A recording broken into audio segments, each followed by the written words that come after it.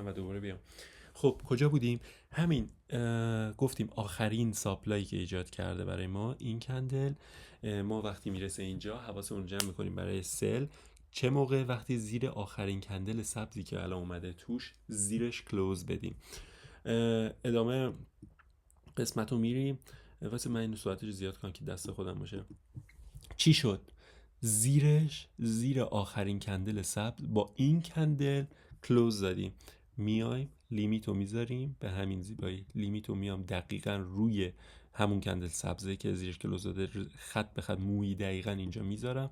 اسل بالای ساپلای و تارگت 1:2 الی 1:3 براش میذاریم. وای میسیم میاد لیمیت ما رو فعال میکنه. اینجا بازار لندن تقریبا باز شده. میاد لیمیت ما رو فعال میکنه. یه درودان ریزی حالا اینجا به ما میده. اوردر اکومولیت میشه و خداحافظ شما. میریم برای تارگت بعدی، تارگت 2. یعنی تو طول روز ما 2 تا تارگت 1:2 زدیم. یه دونش واسه روز کافیه. ما فعلا 2 تا تارگت 1:2 زدیم. فقط دارم میگم اینو من خوابم. من تو اروپا زندگی میکنم.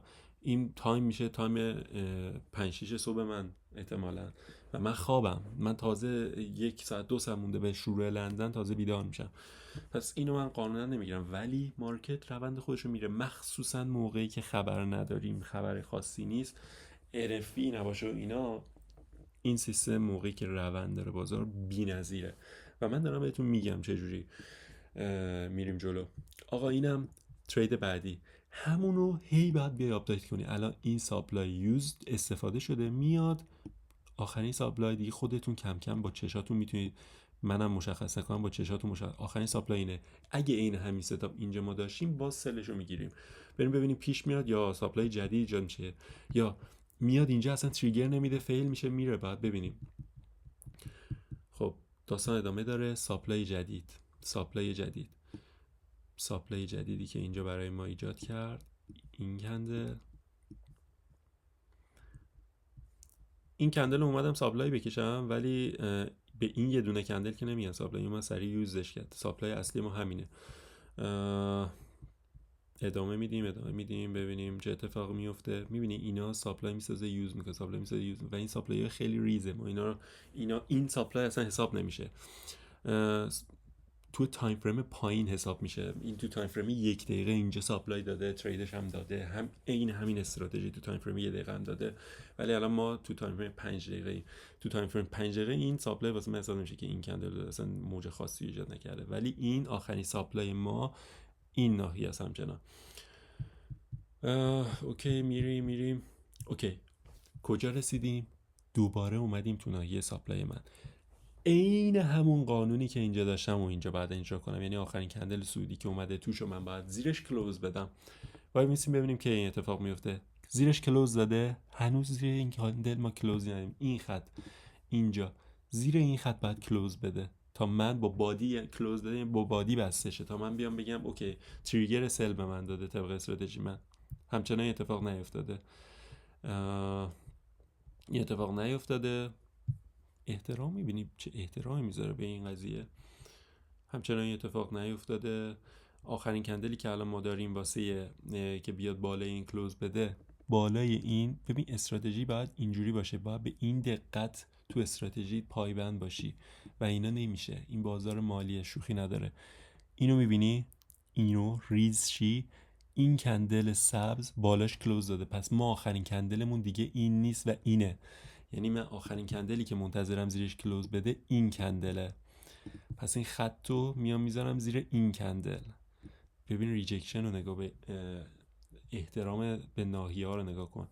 الان چی شد؟ این کندل، از این کندل اومدیم ما به این کندل. یعنی آخرین کندلی که میاد این کندل اومد بالاش کلوزه. یعنی ما باید زیر این کندل کلوز بدیم، با بادی بسته شیم نه شادو، تا تریگر سل واسه این ساپلای باشه.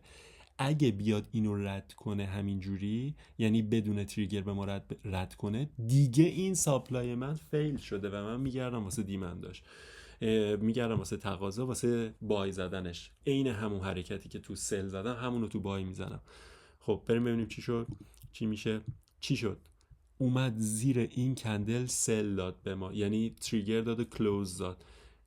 پوزیشن شورت، ما روی ساپلای هستیم، اومد زیر آخرین کندل سودی بستیم، میایم روی پول بک به این ناحیه سل میذاریم. تارگت 1-2 1-3. نیویورک نوسان خیلی باله دیگه، اینا چیز شخصی و باید ببینی هر کی 2 میگیره 3 میگیره.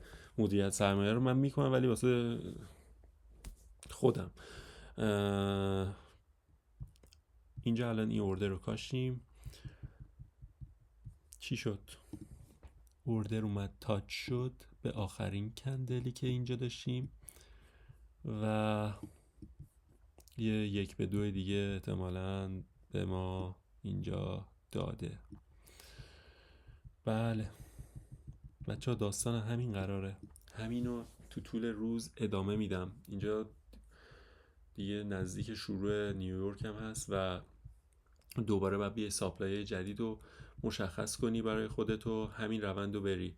الان ساپلای جدید ایشونه، یه ذره این میگم استراتژی، وقتی پایبند به استراتژیت باشی و همش بخوای تحلیل بذاری و اینا، ذهن خسته میشه. من حتی تو بک تسکیری هم ذهنم خسته میشه، چه برسه به لایو مارکت. میاد اینجا ساپلای ایجاد کرده، دوباره بک میده، زیرش کلوز میده، ادامه سل میبینید. میاد این ساپلای ایجاد کرده، آخرین کندلی که میاد با این کندل زیرش کلوز میده، پول بک به این کندل، یه 1-2 دیگه نوش جان میکنه آدم.